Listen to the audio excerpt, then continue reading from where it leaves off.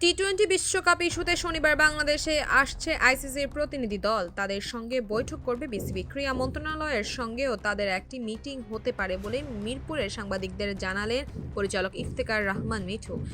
মিঠুন বলেন, আমি জানি আইসিসি প্রতিনিধি দল আসছে। প্রোগ্রাম সম্পর্কে সভাপতির জানা আছে। প্রোগ্রামের প্রেসিডেন্ট ও ভাইস প্রেসিডেন্ট থাকবে। আশা করি মিটিং থেকে সন্তোষজনক ফল আসবে। বিশ্বকাপ ইস্যুতে সাংবাদিকদের আরেক প্রশ্নে মিঠু বলেন, আমাদের অবস্থান পরিষ্কার। বোর্ড বলেন আর সরকার, আমরা মনে করি আমাদের টিম, খেলোয়াড় এবং সমর্থকরা নিরাপদ না সেখানে। এটা নিয়ে আলাপ হবে। এটা সভাপতি নিজেই দেখভাল করছেন। দেখি কাল কি ফল হয়। আমাকে যদি মিটিংয়ে থাকতে বলে থাকবো, নয়তো আমিনুল ইসলাম বুলবুল যাদের নিয়ে মিটিংয়ে বসবেন তারা এই বিষয়ে আলাপ করবেন। ভালো লক্ষণ যে তারা আইসিসি প্রতিনিধি দল আসছে। দেখা যাক বিষয়টি কোথায় থেকে কোথায় যায়।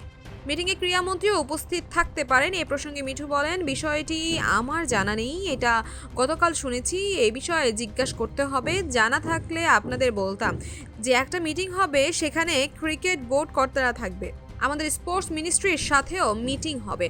এটা জানলে আপডেট করতে পারবো।